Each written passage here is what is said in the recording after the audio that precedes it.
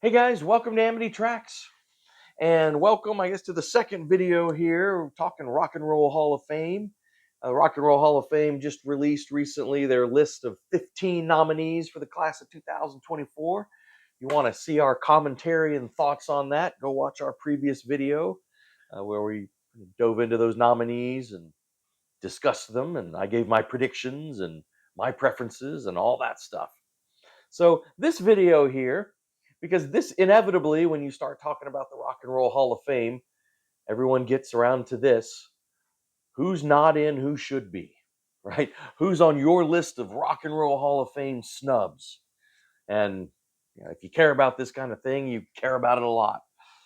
We actually did one of these videos over a year ago, but I wanted to look at it anew. I didn't even go back and watch that video we did way back when. I just wanted to, approach it from a fresh perspective. So I don't know, some of this stuff probably repeats, but it's been a year. You don't remember that video anyway. And I do know maybe my number one guy, I think, on that list did get inducted last year. I think it was last year, or at least since we did that video. Link Ray. So Link Ray is no longer a snub. He is in where he should be in the Rock and Roll Hall of Fame. Also, if you go back and watch our previous, I suggest that you do that because we in that video we did, I discussed sort of the criteria, at least the criteria that the Hall of Fame gives, eligibility, how long it has to have been since the release of your first commercial release, 25 years. So we kind of got into that stuff a bit in the last video. So again, kind of watch that. But again, that criteria has been, it's sort of changed over the years. And if you've sort of kept up with it and read what they've put on their website over the years, influence, innovation, this catch-all term of musical excellence, whatever that means.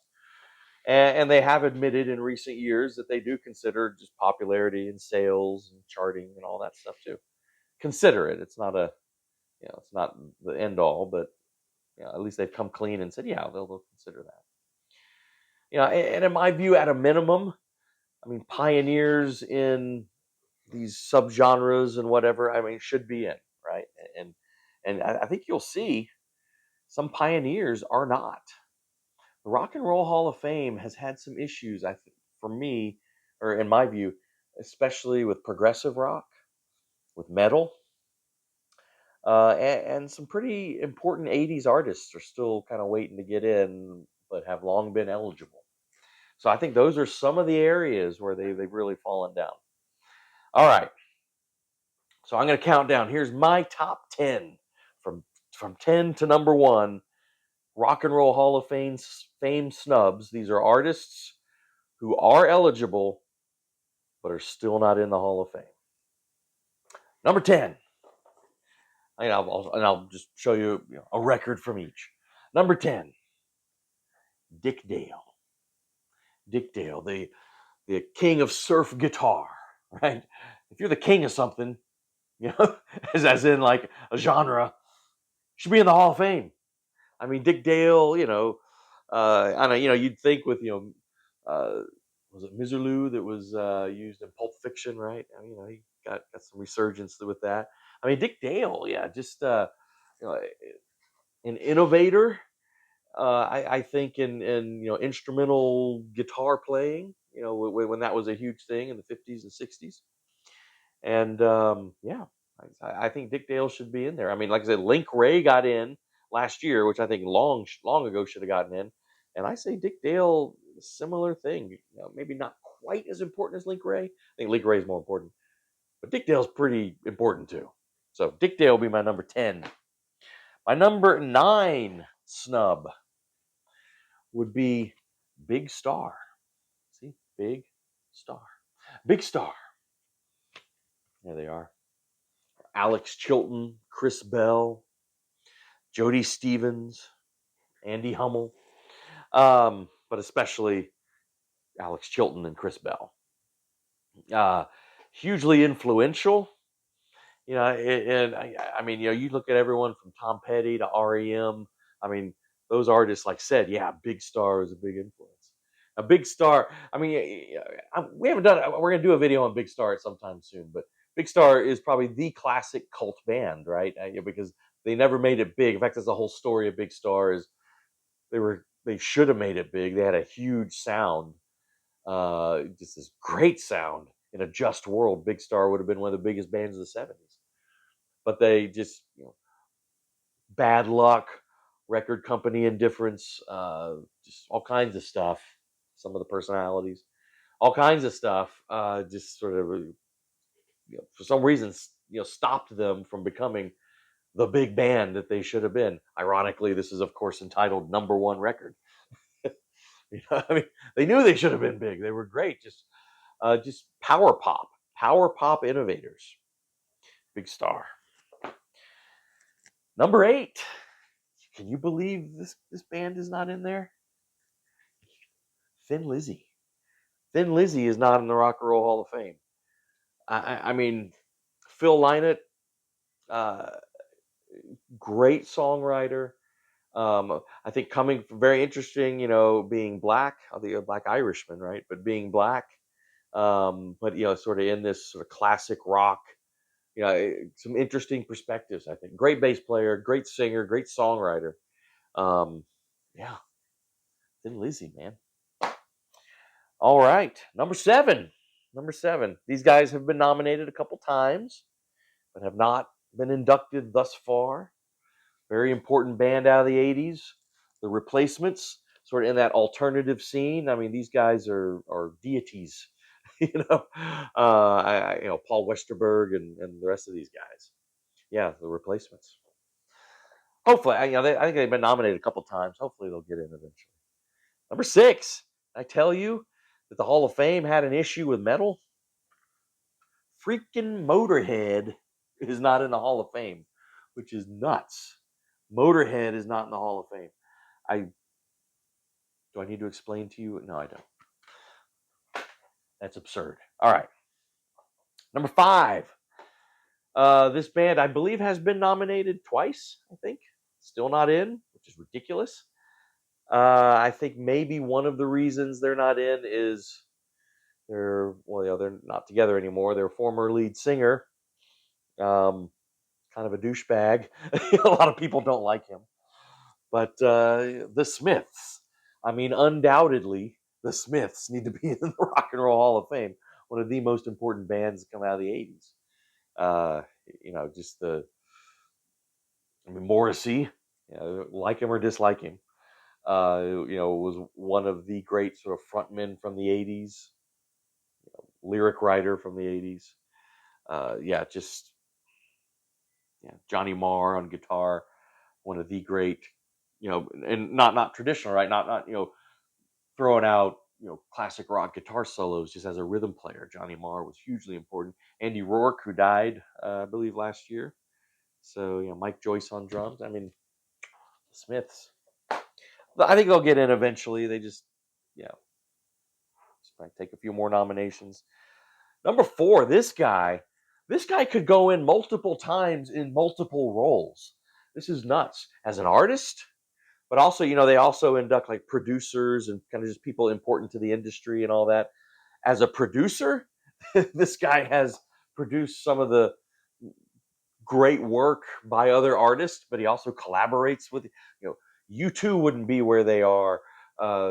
Talking Heads wouldn't have gotten where they got. I mean, hugely important bands that this guy collaborated with and produced, but he also was an innovator in his own subgenres that influenced rock and roll on his own stuff. Now he is in the Rock and Roll Hall of Fame as a member of Roxy Music, but this guy needs to go in multiple times. Obviously, talking about Brian Eno. Brian Eno needs to go in multiple times, not just as a member of Roxy Music. He was only on their first 2 records and then split. So, as a solo artist, I mean, albums like this, Another Green World, hugely influential. And then as a producer, Brian Eno could be in the Rock and Roll Hall of Fame 3 times. Fun fact. That was loud. Fun fact. little trivia. There's one person who has been inducted into the Rock and Roll Hall of Fame 3 times. Anyone know who that is?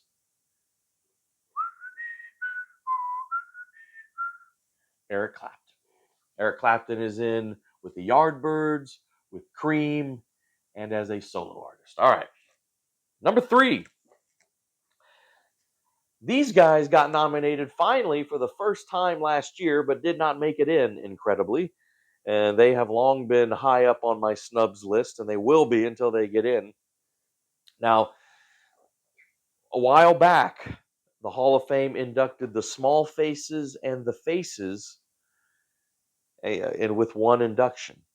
Because if you know, the Faces evolved out of the Small Faces, but two very different bands, really. Same situation with this one. So you can actually get two important bands in with one induction, and they did nominate them last year together, which I really thought that would seal the deal, but no. Talking about Joy Division and New Order. Here's a compilation that features both Joy Division and New Order on it. But yeah, Joy Division and New Order. You take each of those bands individually, and they were innovative, influential. They tick all the boxes. But then you're going to put them together and still not put them in? What idiocy. Idiocy. Now, number 2. Uh-huh. I have been accused in the comments by some commentators, whom I will not name, that I don't like Jethro Tull. I like Jethro Tull. Am I ever going to do a video on him? Probably not, because I don't have a ton of Jethro Tull. I do have some Jethro Tull, but I'm going to say here on my number 2 snubbed artist is Jethro Tull, because whether I'm a massive fan or I just kind of like him, which I just kind of like him, clearly should be in the Rock and Roll Hall of Fame. As pioneers and foundational and really important artists and progressive rock and classic rock and whatever else. Jethro Tull, right? Shockingly, have never even been nominated, which is ridiculous. But my number 1 snub, like I said, I think Link Ray was, when I did the video a year ago, I had Link Ray in this slot. So this band was probably in my number 2 slot. But now they get to move down to number 1, since my number 1 is now off the list. Innovation, off the charts. Nobody is more innovative than these guys. Influence, off the charts. One of the foundational bands in progressive rock. Musical excellence, whatever that means. Nobody is more musically excellent than King Crimson. King Crimson is not only not in the Rock and Roll Hall of Fame, they've never been even nominated.